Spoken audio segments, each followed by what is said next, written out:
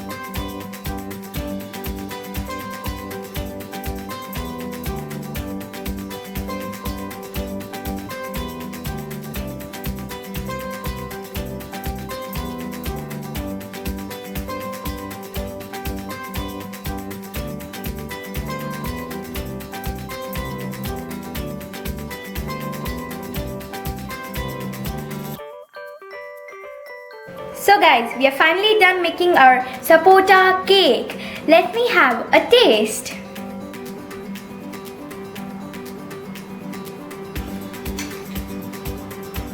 Wow, this cake is very yummy and tasty. I love this. I feel the flavor of sapota and dry fruits in this cake. Friends, please try this cake. It is very soft also. Try this cake at home and comment me about this recipe. Thank you.